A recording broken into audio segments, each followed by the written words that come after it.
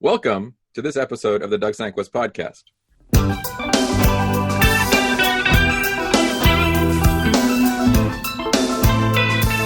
Where interested is interesting, and interesting people share their stories and build their biographies along the way.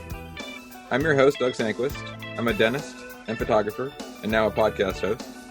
You can find me on Instagram and Twitter at Doug Sanquist, and on Facebook, Doug Sanquist Photo. You can join our email list by going to DougSanquistPodcast.com. Today's guest is Dr. Bob Kaplan. Hey, Bob. Thanks for joining me today. Thanks, Doug. Glad to be here. All right, cool. As with all of our guests, I don't have a bio, and I haven't read a bio, but I will tell you that I've met Dr. Kaplan a few years ago at various training places in dentistry, and he's become a friend of mine, and I know a little bit about him, but I really don't know much, which is why we're here today, so that we can discover Bob's real biography. You okay with that, Bob? Very good. All right. I'd like to hear my own too. I like that. Dig deep. Your kids may want to hear it too, right? That's right. Yep. So to start, I have a list of 10 quick and easy starter questions. There are no maybes here. Yes, no, or pick one. So question number one is gummy bears or M&Ms? M&Ms. Sweet or salty? Salty. Hot or cold? Hot. Would you wear flip-flops to Disney World? Yes or no? I would today if it were open. How's that for a yes or no? But no. Okay. Early riser or a night owl? Both. You can't be both. I can't be both? No. I'm a night owl. Okay. I'm a night owl. Cow or chicken? Cow. Short hair or long hair? Short. Coffee or tea? Coffee. Cake or pie? Cake. All right, cool. And our bonus question, sauerkraut, love it or hate it? Hate it. Yeah, it's interesting. I get the responses I get to sauerkraut. It's usually either love it or hate it. There's not too many people that are in the middle about that one. I do love the hot dog that goes underneath it, though. Yeah. Yeah, you're probably missing that, too, with your Red Sox, right? No, we have a local place where we get really delicious hot dogs, and they bring them out. Oh, they will. They'll deliver them? Yeah. Ah, that's cool. All right, so Bob, where were you born? I was born in Hartford, Connecticut. And what is your earliest childhood memory? I think it's mostly anything with a ball or a bat in the yard. Mm-hmm. You know, throwing balls up against the garage or the chimney, or throwing balls with my brother in the front yard. That's probably those are the earliest memories. Mm-hmm.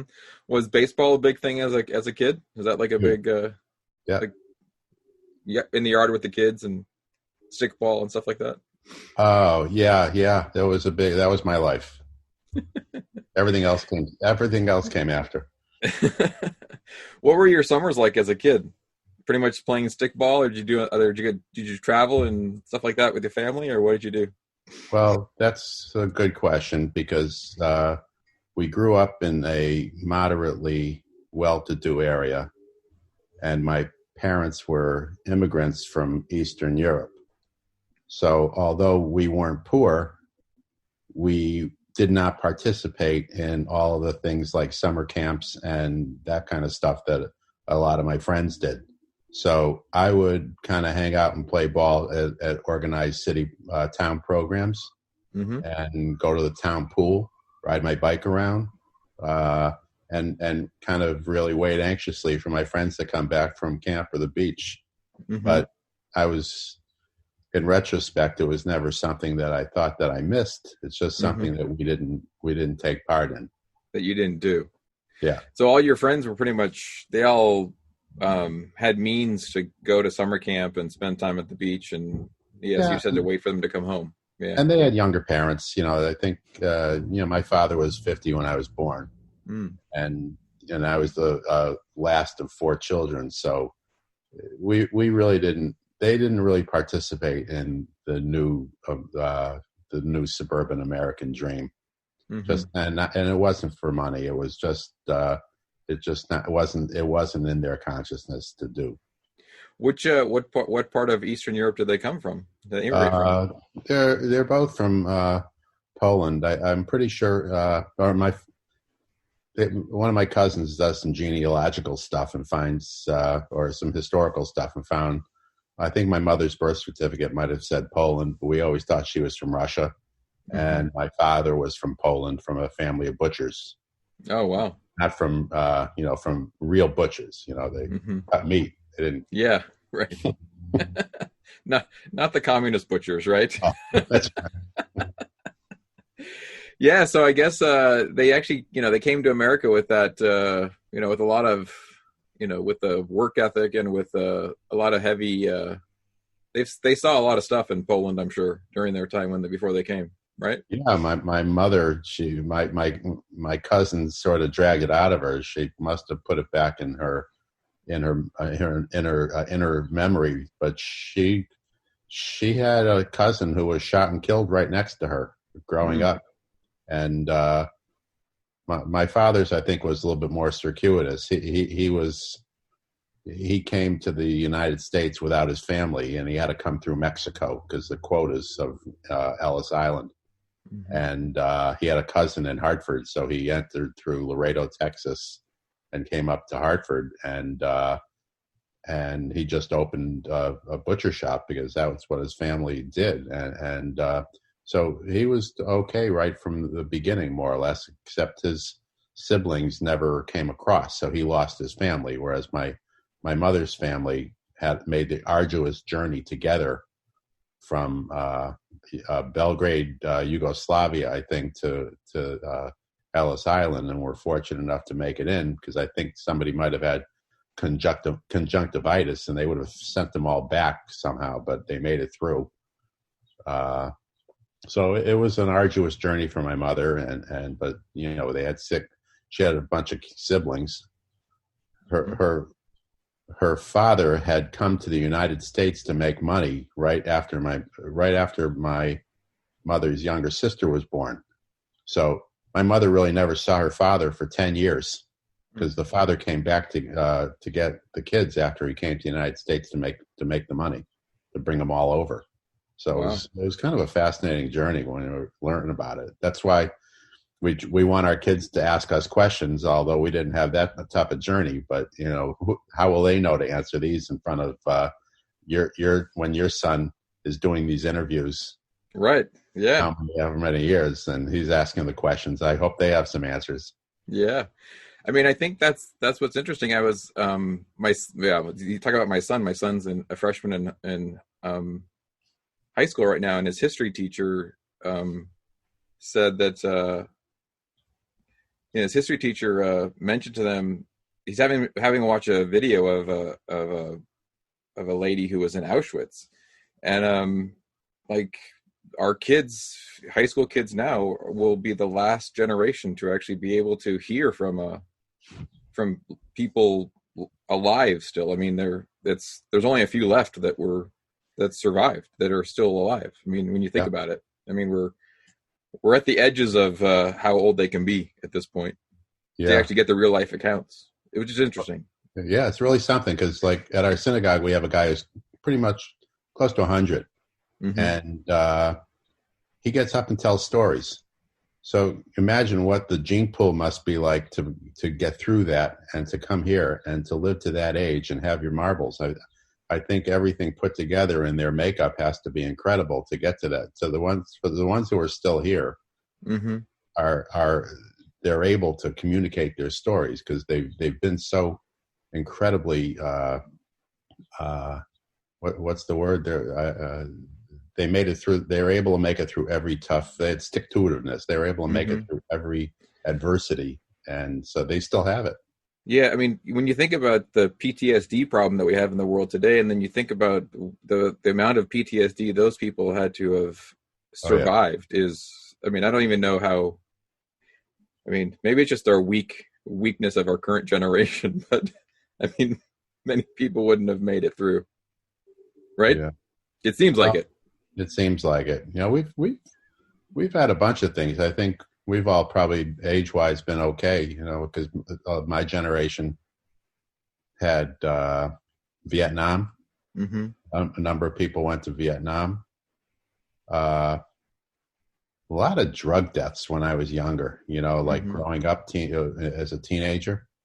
It was really something, it wasn't part of my life, but for people you'd hear every week, somebody else in your neighborhood would, Mm-hmm.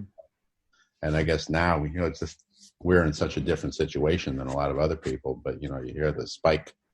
So who knows how tough it is right now. When they look back, they'll probably find a lot of negatives. Yeah, I mean, I think, when you think about it, I mean, you think about that one. There's events in history like, the Holocaust, and you think about all of these other times, but you think about, even the last 30 years of life as it is. I mean, we've had 9/11, we've had, This, the coronavirus, we've had wars, we've had financial collapses. I mean, I think history will show that this generation survived some fairly horrific things as well. So I think it's just a different context, I think, right? yeah, that's it. Yeah. So what was your first job? I worked at a golf course and supermarket. So, Were you a caddy? I was one of the few caddies with a set of teeth and able to complete a sentence. Uh-huh. So I got moved up to the pro shop. Oh, nice. So it was really good. I was the starter at a very nice country club down the street. Yeah. And so it's like a 40-hour-a-week job or whatever, but there are a lot of hours in the week to play golf. So I got my use of the course on the low volume times. Mm-hmm. So I got to play a ton of golf and, work with regular clothes and not get all sweaty for $4 a bag. Right.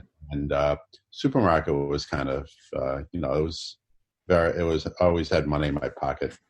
Then I started at a restaurant as a waiter. Then you really talk about having money in your pocket because you get paid and you get your tips in cash. So you just have money flow all over the place, even though, maybe back then it was a lot. So those were the three things that occupied me. That kept you going. Yeah. So obviously, I mean, your dad was a butcher, and then your mom kept the home, or what did your mom do? Did she? Good question. That's a good question. She was mom, right? She was the mom of all of you. She catered to me because I was the last one. It was a 9-year difference between my sister and me. So I was really left alone at home. So she kind of treated me like a king. And my father died when I was 18, and my mother was about 60 at the 68 to 60, and she hadn't driven a car, written a check, or done anything, and she ended up having to get a driver's license and learn how to manage finances and stuff. Wow. She did that as a job, but she didn't do it in the house. Mm-hmm. And then she babysat and helped put me through dental school, doing all these kind of things. So she cleaned. She didn't keep the cleanest house in the country, but that's what but she used to be like a bookkeeper in a department store when she was younger. So she was, I don't know if she graduated high school, but her mind was very, very, very sharp. Very sharp. So growing up was, I know you said you had three siblings. So growing up, going to college, was going to college like a thing that was like, did all your brothers and sisters do that? Or was that something that was instilled in you early on that you're going to go to college and not do something else? I was a member of a very high achieving family. So my oldest brother became a doctor. My next sibling was a brother who ended up going to Harvard Business School. And my sister became a doctor. And so I was kind of the black sheep. I don't think I had their set of their set of brains. So they all went Mm-hmm. to really like Ivy League schools. I went to the state university mostly to play baseball, and but that was the right place for me. Mm-hmm. Yeah. Did you pick dentistry? How'd you pick dentistry? I loved my childhood dentist. Oh, I really? be a dentist from the time I was 6. Really? Yeah, thought the guy was just such a great human being. I loved what he did. I loved how he did it. I loved how he spoke. It just seemed like the only profession to go into. Mm-hmm. That was from an early age. Wow. So that was your early path to figuring out how to be how to learn how to become a dentist was like from an early childhood almost, right? Yeah. Yeah, that is interesting. I mean, I think there's as a fellow dentist, I think that's I think most of us fall into it, not so much because of anything else, but other than the relationships we can build with our patients. I think that's probably the number one reason people do it. I think. I don't know that, but. Well, I would come home and I'd tell my wife, I'd say, I saw my favorite patient today. She said, which one was that? Because she's heard that a few hundred times. Right. And, so I said, I probably have about 200 of my favorite patients. And hopefully, I was their favorite dentist and it meshed. But yeah, it's, you really connect well with a certain percentage of them. Mm-hmm. I imagine some people can connect with all of them, but right. I don't know. There are people who've been in my practice for 25 or 30 years, and I don't know anything about them. Mm-hmm. And there are other people who you just their whole life, and right. So that's really an important part. Mm-hmm. Yeah. That's true. So you went to dental. Where'd you go to dental school? I went to Tufts. Okay. So you went to the state college in Connecticut? Yeah, UConn. Mm-hmm. So what did your family think about you going to dental school rather than going to medical school or something like that? They were incredibly non-judgmental about everything I ever did. Mm-hmm. So everybody was just kind of like, Bob's going to do what Bob's going to do. Well, they assumed that I would follow some path of the other of the other ones. I don't think there was ever not an assumption. There's it was interesting. My brother was like the favored child. Everybody knew it. We didn't care. It was just one of those things. And at my mother's funeral, my brother kind of trashed her a little bit for some of the things that she was deficient in. And the one, it kind of surprised me, but the one thing I said was, growing up, we were always given the idea that if somebody else could do it, we could do it. Mm-hmm. So there was never the hint of not being able to accomplish something. Mm-hmm. And it wasn't spoken or drummed in or anything like that. They were more hands off, but the understanding was always there that you would toe the line, do well in school, go to the right program, you wouldn't be aimless.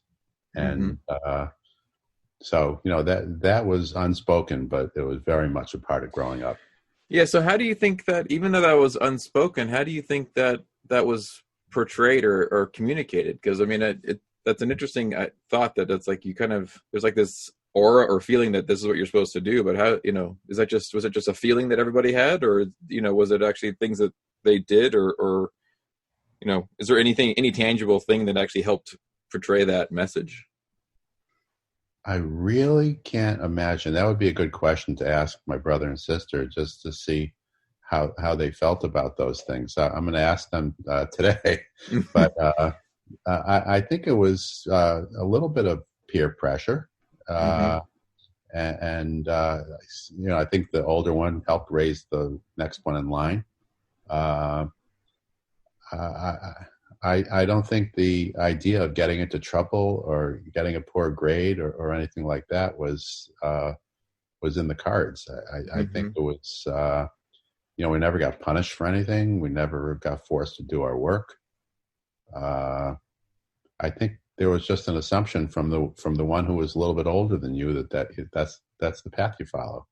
Yeah, it was because it definitely sounds like it definitely came from the siblings down. Because I mean, your parents were just hardworking immigrants, basically, right? I mean, Yep. and not to discount what they did because they accomplished a lot, but I mean, you've definitely exceeded their expectations. I would imagine your parents had to be thrilled with the success of their children, right? Yeah.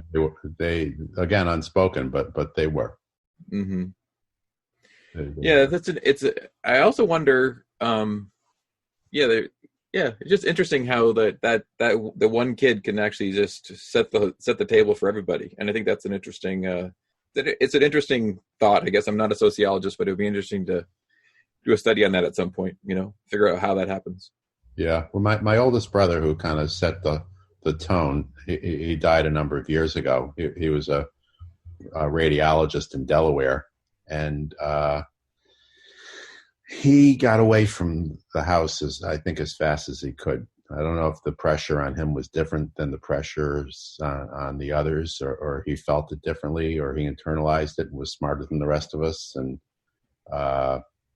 but he really set up his life the farthest away and had the least to do with us. And he was 16 years older than I was, so we had a few interactions over the years, and but not a ton. And we interestingly enough, his two sons we never got a chance to see for quite a while. And then my other brother reached out to try to get the sons to get to know his aunt and uncles. His aunt, yeah. So we ended up meeting in New York as they were like strangers. We had met them when they were little kids, but they were like strangers. And then we really hit it off with them, and so they became a major part of our family. And so that's how we're connected to my brother, through his sons. Right, through his son. One moved out to Portland, Oregon, so the time difference and everything, we don't see him or talk to him as much. One who's still in Delaware, we became pretty good friends. That's good. So what was that like having a brother 16 years older? I mean, It was like having an extra father who was off to war. Mm-hmm.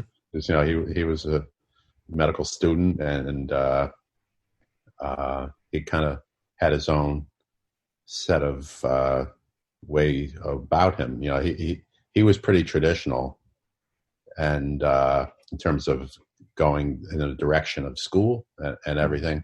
And I remember I went to visit him once when I was like in high school or college, and he said, "What are you majoring in?" I said, "Biology." He says, "That's not going to set you apart. Why don't you major in something like phys ed or biz ed or something like that? Something a little unusual to set you apart." But he never did that. He just his thought process would have carried him in that direction.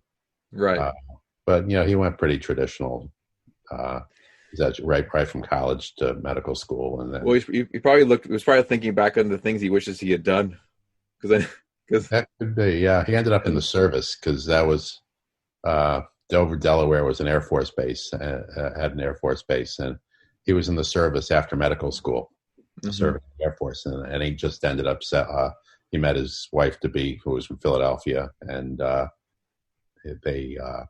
he settled. Yeah. Yeah. Cool. It's an interesting. I didn't know that. It's an interesting story. I like it. Yeah. So, what hobbies have you developed over the years that you enjoy?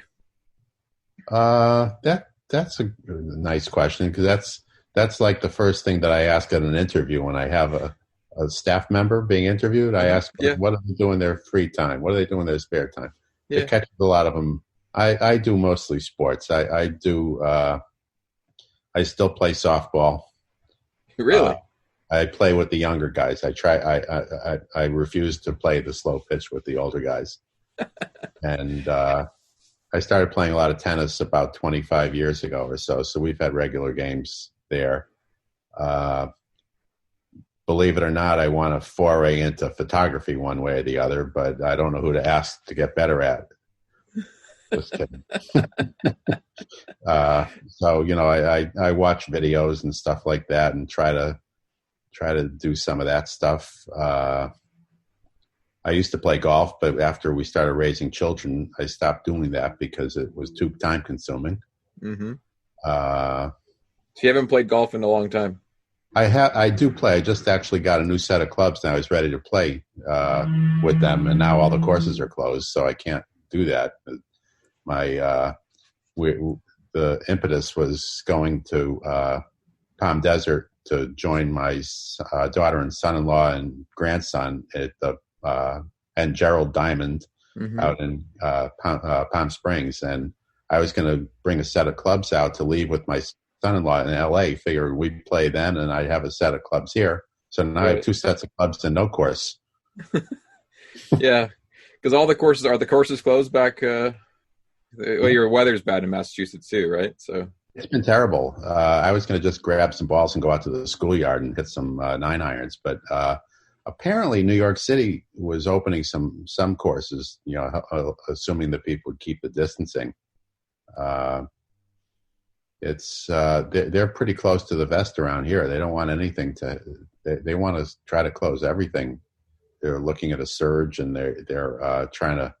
I don't know what they're trying to do. I think the world is going to be revolving around football. I think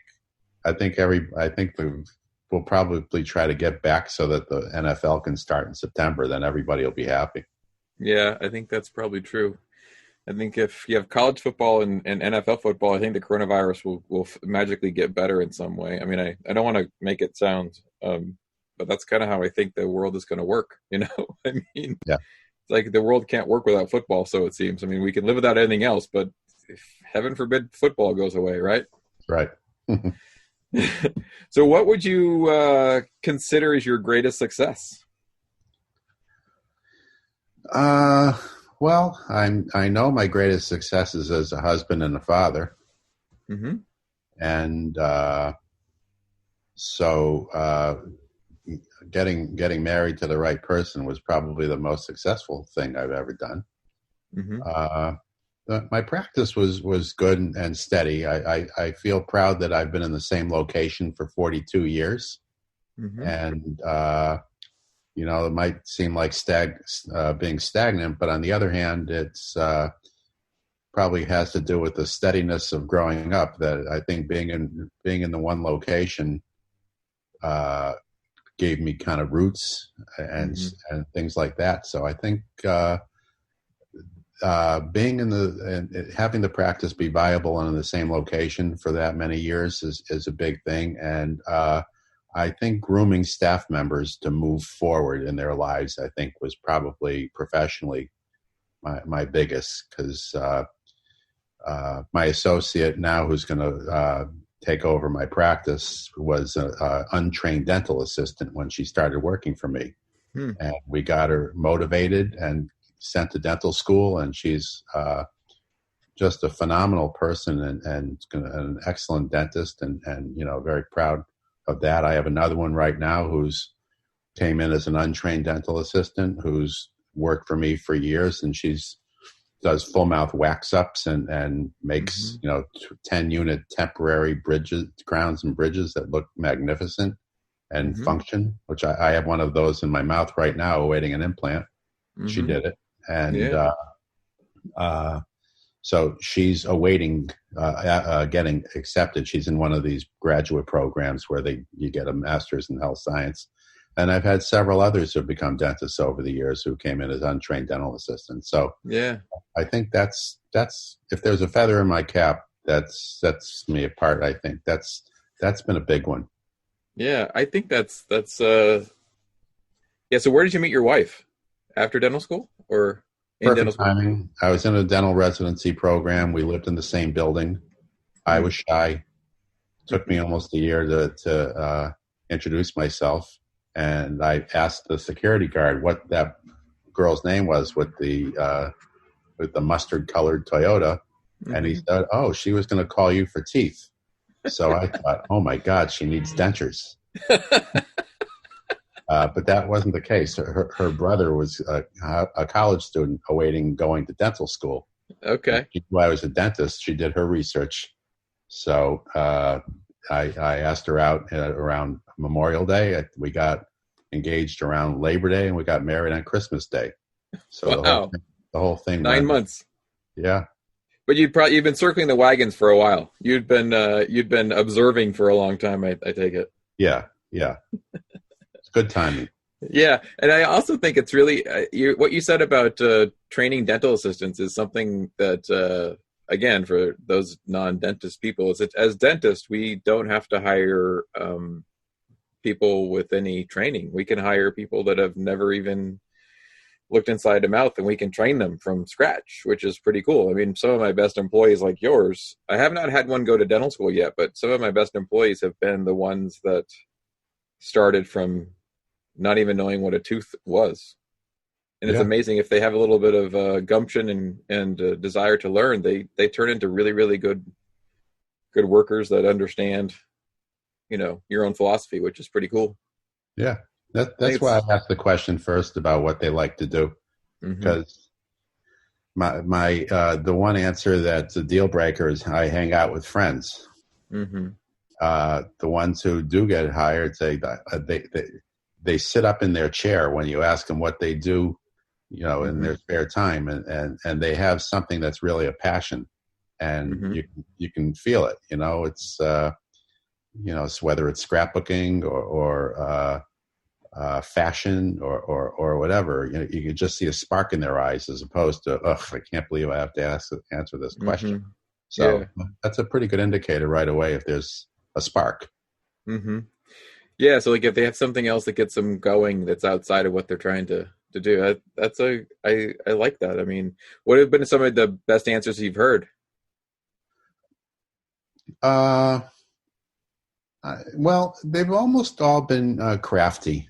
Mm-hmm. I think Photography or yeah. yeah, doing some sort of design. I had one who she did a lot of designing stuff. Like she would take old furniture and refurbish it and paint it and stuff like that.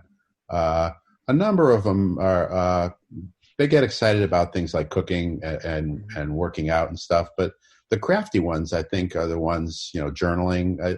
I think people who work with their hands and their brain together. I think those have been the ones who have really stood out, I think, and those were the ones who got excited and really did a good job. Mm-hmm. That's cool. Yeah, that's a yeah. I like that. It's a good. I like that approach for sure. Do you have any major regrets or things that you wish you had done a little bit differently? Only if I could have been a pro baseball player. Did you play baseball in college? Yeah, but it's not. It wasn't a regret that the Red Sox were knocking on my door. It's a regret that I didn't let the skill didn't translate to that next step, to the next level. Yeah. Did you feel like you put enough time in to make that happen, or it just didn't have enough natural ability to help you get there? Well, I think there was some anxiety involved in I got to a pretty high level, and I think the anxiety kicked in, saying, "Boy, I'm pretty good. How do I do this?" And it fell apart mentally. Mm-hmm. I couldn't throw strikes anymore. Mm-hmm. So if I had worked harder as a hitter, I conceivably could have been a hitter, but that would have meant bulking up. And if you watch videos of baseball games in the 1960s and 70s, most of the guys were kind of string beans. Mm-hmm. You didn't have a lot of real muscular guys. Even guys like Mickey Mantle and Roger Maris and Ernie Banks and all those guys, they were all pretty spindly. Yeah. And not like nowadays where the guys hit the weight room. Mm-hmm. So, but somehow they managed to get their bat speed to where it needed to be. And so conceivably, if I had worked harder, I could have maybe got stronger and been a hitter. But I think I worked hard enough as a pitcher, but it just fell apart. Mm-hmm.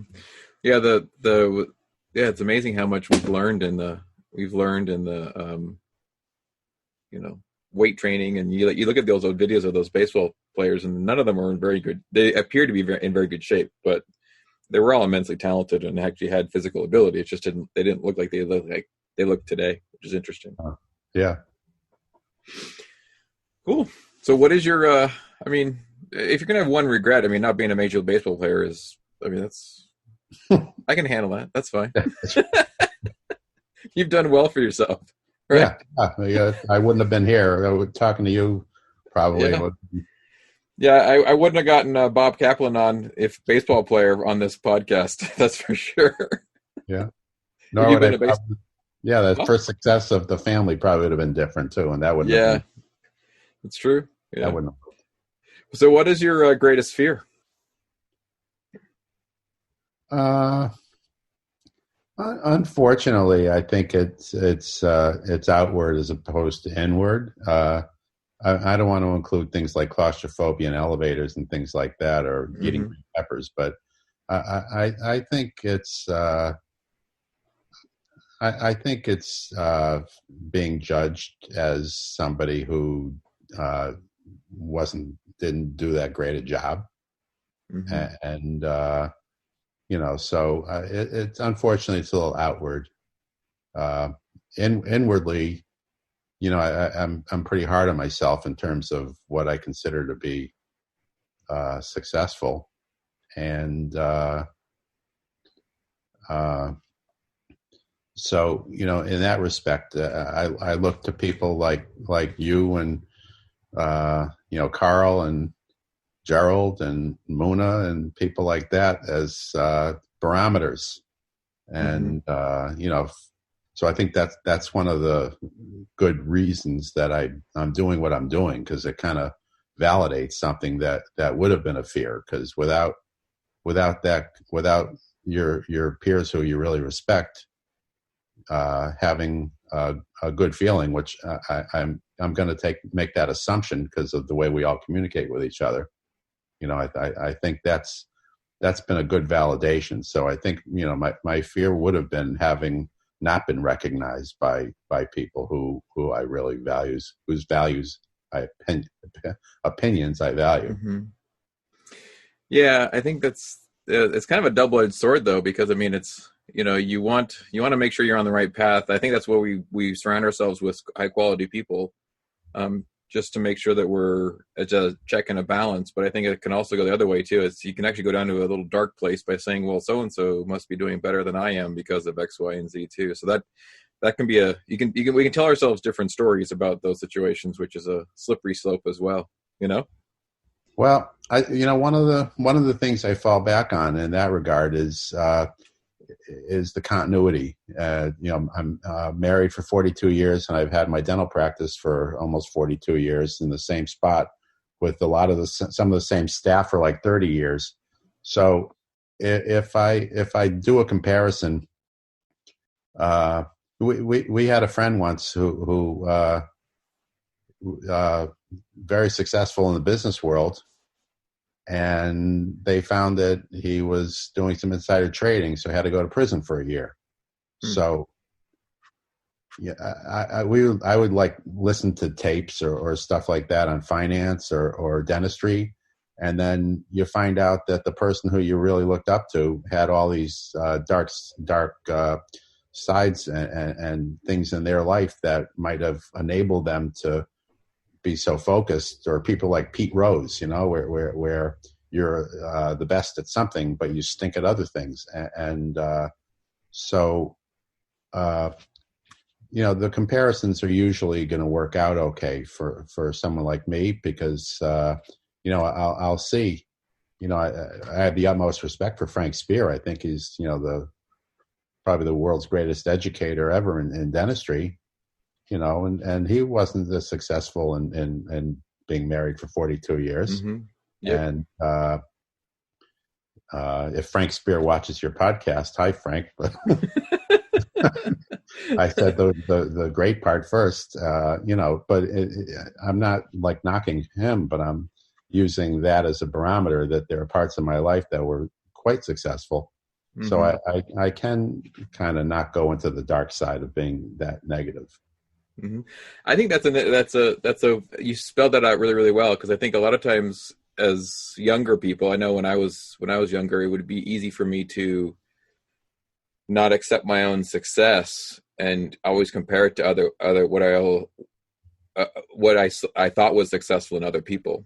So I think you need to look at the whole person, and then give yourself a little more credit for the good things that you've done yourself in those ways, which I think I wish we could all figure out how to do that younger, but I think if we can figure out how to do that younger, that'd be better, right? Yeah, it's younger's that's a tough thing. You don't want to be too smart too soon. It's like, I don't know. It would be good to know those things younger, but to learn it organically is pretty good too.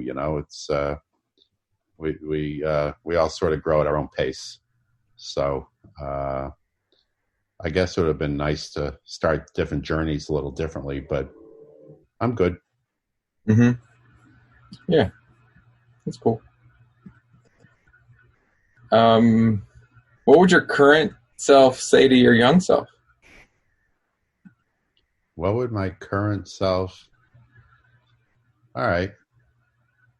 I would, here's your double-edged sword.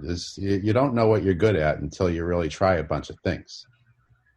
Yet you can't really get good at something unless you really focus on that one thing. Right. So if there's one kind of message that I would give to my little self, it would be find out what you're good at and what you really like to do, and focus as much as you can while still being a regular person on that one thing. So, if the path towards dentistry worked out pretty well. Being a baseball player and stuff like that had its course. Guys don't have a 60-year career at baseball. I would say, spend time on what you're good at and what you like to do, and instead of a mile wide and an inch deep, kind of burrow in a little bit more on things and get really good at something. Mm-hmm. That's a combination of just differentiating yourself so that you can set yourself apart in the business world or the real world, but also getting satisfaction that you're really good at something. Mm-hmm. Yeah, I think that's I like that. I'm dealing with that with my 15-year-old right now, because he likes to dig deep into things, but trying to get him, that's good advice. That I think that every young person could actually find something, dig into it for a while to find out if you really, really like it or not, and then before you decide to move on to something else in some way. Yeah. So I think sometimes, I know myself personally, I'll dabble my toes into something and then I'm not going to do that anymore. And I think, well, if I just spent a little more time on that, maybe I could have actually gotten good at it, So I think sometimes that happens too. Well, they have those books. They weren't all my favorites about discovering your strengths. Mm-hmm. And, just the whole thing. If you're a B student and you want to be an A student, it's the inertia from going from a B to an A is a lot less than going from an F to a D.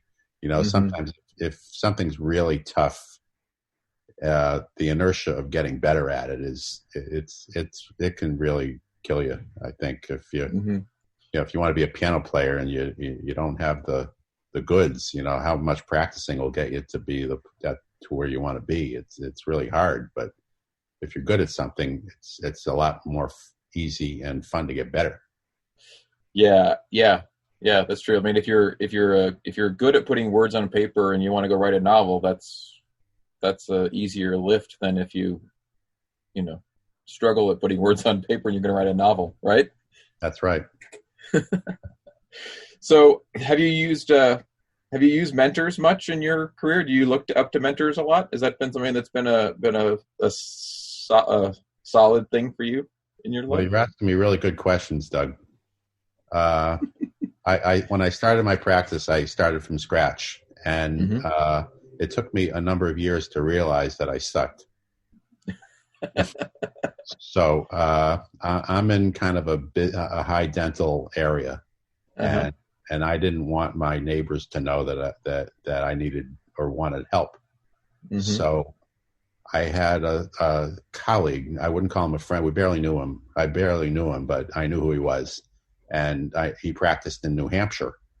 And I said, "Is there somebody around you? And do you know of somebody who's not in this area who I could bounce some things off of, and who might be able to give me some advice?" So he connected me with a guy in Laconia, New Hampshire, which is about a 2-hour drive from here and north. So I met him. I started to go up on like one Friday a month, and I would just sit with him. And he had real dental philosophies and good skills, and a very good practice in an area where most of his colleagues were struggling. So he really got me going on the road of where I should be and how to look, how to slough off some of the negative things that would come across really, really easily.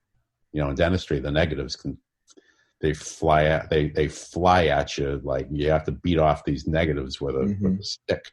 So he was good at helping me sift through the negatives and concentrate more on what needed to be done to grow. And he actually was instrumental in my going through some continuing ed stuff. And because up until then, I hadn't really invested. And it was a big thing to invest money in going to Pankey Institute for a week, being away from home and lost income for a week, which back then wasn't as high as it would have been after, and spending several $1,000s for a week, which at that point was enormous. So it took a big commitment from family which I understand now when we're mentoring younger dentists and who have to spend $4,500 for an occlusion class for 3 days, and they have to tell their wife or their husband that they're doing this, to build themselves up, and it's worth it. And so that part was a big step. And once you do it, you realize you can do it, and then kind of move on. And in the back of my mind, I think I wanted to be a faculty of some sort, and I never felt really recognized as much at Pankey. And then this Spear journey worked out. And then, so if there's going to be a mentor, I guess Spear would probably be up there, because not that he even knows who I am, but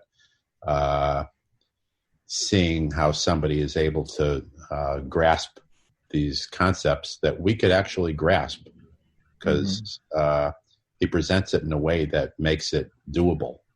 And, I think I would tell him that I don't think a day goes by that we don't use the principles that we learned through him.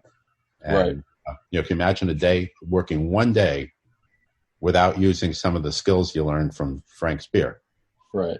So that helped quite a bit. And I think MT has helped quite a bit, because I think he has a perspective of things and the way he puts it. So, originally it was a fellow in New Hampshire. He really got the ball rolling.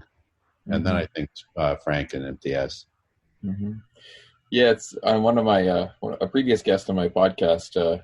He mentioned that he tries to never associate never associate is probably the wrong word, but he tries to associate or hang out with people who he can learn something from in some way. And I think that's if we can learn something from everybody. But I mean, if you really try to just see everybody as somebody that can actually give you another piece of information, I think that's an interesting little bubble there. Not everyone has to be like Frank Spear or Bob Kaplan, but I mean, everybody can have a story that can actually give you some form of information at some point.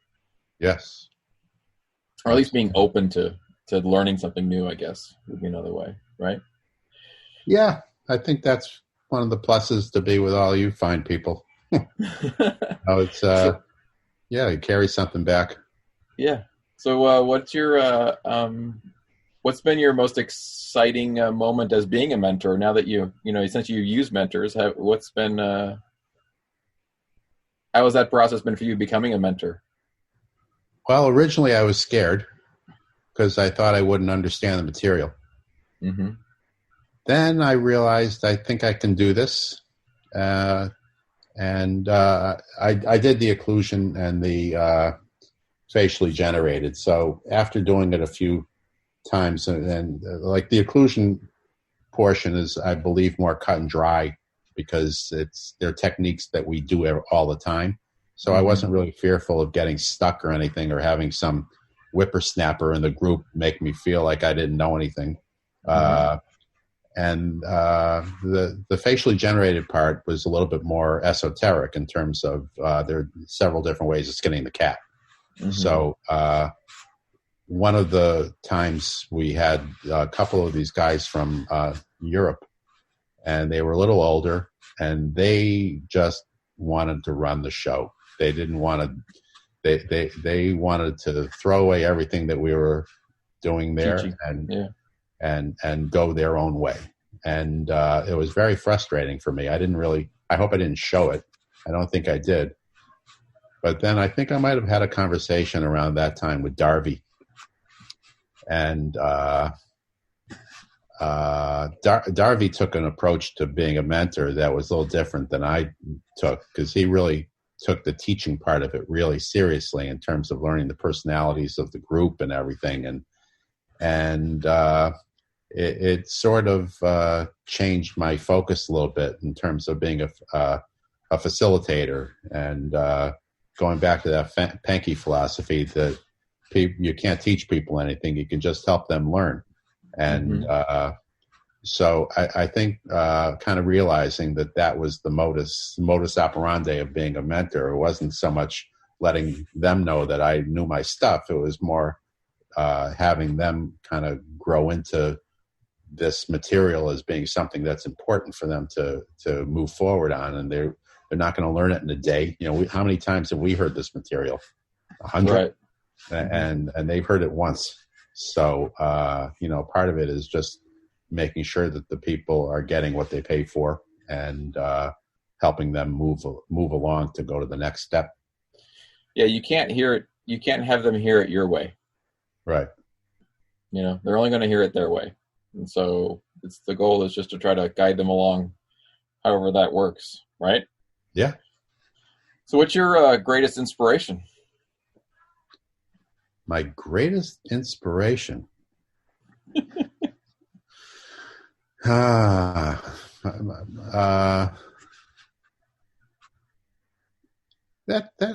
I have to think about a little bit. I would have to say probably. Well, I married a very good person, and my default isn't always to be the best person. Mm-hmm. I don't mind trying to be the smartest person, which is impossible. Mm-hmm. But, I think I get inspired by people who do the right thing and they do it right. Mm-hmm. So, in that respect, I would probably say it was at home. And professionally, I'm very inspired by people who are just totally successful at their field and are able to manage a real life. I mean, I look at people like Tom Hanks. Mm-hmm. How do you do this? How do you all of a sudden become the best at something? Or sports is tough because most of these guys have warts. Mm-hmm. I mean, Tom Brady's good, but so I think I think home is number one, and then people who are able to be the best at what they do and still be their own person. Mm-hmm. Yeah, I like that. I mean, I think that's it's an interesting question. I like the answers I get from it all the time, because I mean, people are inspired by all sorts of different things. Yeah. So that's good. I like that. So what are the next steps for you as you're moving on? And I mean, I hear you're hopefully you've been in practice for 42 years in the same location. Yeah. So how many more are you planning on working? Part-time, 2 years, I hope, and maybe be even dwindling down to almost nothing. Mm-hmm. But I think I wouldn't mind 2 years, conceivably 3 if I didn't hate it, and if I was able, if this new normal conceivably becomes something that I'm able to shake off the things I don't want to do and just do what I want to do. If this enables me to practice exactly what I want to do, exactly the way I want to do it, which is a goal, not necessarily reachable, but we'll see how that works. If it works smoothly, I would do that for 2 or 3 years. I wrote down a list of locations that I want to make sure we get to over the next X number of years. And so planning that out would be probably more critical than the actual time working. Because I think, like I said before, beyond age 80, that's impossible to plan. Right now, we got our health, and we're healthier than the world is. At some point, hopefully the world will be healthier than we are. Right. So, I just wrote down my 12 or 13 places that I want to make sure that we visit. I don't really need to go to exotic places. I think somewhere along the line, I would love the opportunity, if I had it and I could swing it, would be to take some photographs with Doug Sandquist and Alex. We'd love to have you. We'd love to have you one of these days when we're all healthy enough to go. When the world is healthy enough for us to go. Yeah. So yeah. I mean, I don't know how my psyche would work on one of those trips, because I tend to get anxious in certain situations, and being away for that long in different locales with all the equipment and all that, I'd have to make sure that I was kind of mentally ready. I think it's probably somehow equates to my pitching career, just being ready to make the next pitch. Yeah. But I love looking at your photographs and going to do the things you do when you go to these places, like the one behind you. Right. And yeah, that's that would be a good thing. I mean, the anxiety. There are people. We do a pretty good job of trying to get people prepared for the anxiety of what that all means when they get there. I mean, but I think it was Alex in my second episode, I believe, he talked about the first day of his first photo trip with us, and he was literally just like, we get out to go shoot, and he didn't even know what to do. And so that, but we have ways that we help work that out. So that really isn't we have that all mitigated so that we can, I never thought I'd use the word mitigate so much in my life as we do now, but mitigate has become part of our lexicon now. So it seems, right? Yeah. Big one. Yep. Well, Dr. Bob, I really appreciated your time today. I love your story. I mean, I think you're an amazing guy. I mean, I think it's pretty cool that you've been married for 42 years and have had your practice location for 42 years and kept that going. I mean, that there's got to be some sort of top 3% of people that have accomplished that, or top 0.5% that's up there, and you figured out how to find people that help you. You figured out how to, find good people around you. And I think, you have a good family, and, you've done a good job. I appreciate that. Thanks. I didn't, my 3 children, Nikki's the young one, married in California. Lindsay is the middle one, living here, and Julie's the older one, and very proud of all of them. I didn't mention them during this interview. This talk. No, we actually didn't get into your kids, but I guess you can. So you have how many grandchildren do you have? We have one grandchild, Theo. He's out in California. He's 6.5 months old. So he's somebody we see on FaceTime, but we haven't squeezed him for 4 months. Yeah. This whole thing is you're not able to travel yet, right? So you're hoping to get out there this summer, I'd imagine, right? As soon as we're able to, we're going to be on a plane. Yeah. Yeah. Yep. Well, and then So your family is slowly growing at this point, which is pretty cool. Yeah, it's great. Yeah, it sounds like it's a perfect time for you to start looking to do other things other than dentistry. So it sounds like a good time to start slowing down in that realm. Trying to chase me out again, huh? That's okay. I value your opinion. I remember you telling me that a few months ago. Make room for the next generation, or a few years ago. So Yeah, uh, yeah. I mean, I think there are seasons to life, and I think the sooner everyone realizes that the season to your life, the happier people will be. yeah, I mean, no one likes to hear it. No one likes to hear about that, but I mean, I think that's kind of that's the reality, though, right? that's right. I mean, your family needs you now more than ever, right? They do. And they need you to be healthy, and they need you to be strong, and they need you to be the man that you've been, right? That's right. Yeah. All right, Sir Bob. I thank you. All right, Doug. I thank you for having me. This was really, it was very enlightening. I really appreciate your questions. Your All right. Jimmy Kimmel's guy should look over his shoulder.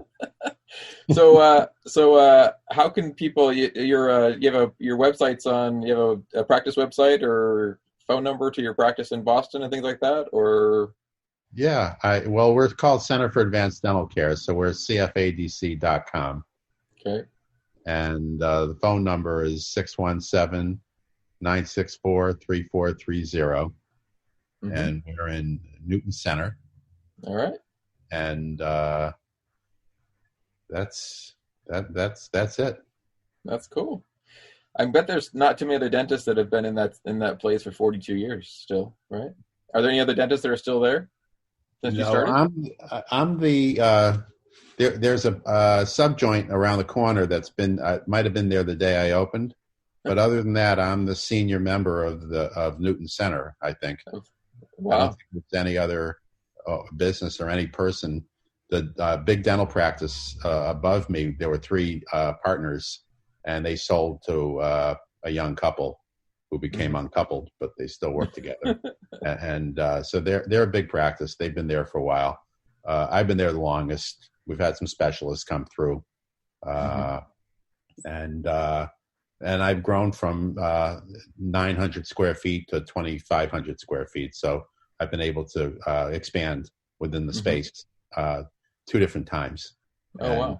So that's been good. That those spaces. Because once there was a dentist, I bought out the dentist next to me, and then I took a space beyond that. So our space is good. Location's nice. Hard to park, but other than that, we're good. And long-term staff, great associate, worked with some nice specialists. So it's good. The future's good. The present's good. Everything's good. Yeah. Good. Thanks, Bob. I appreciate it. You're welcome, Doug. Look forward to speaking to you again. Yep.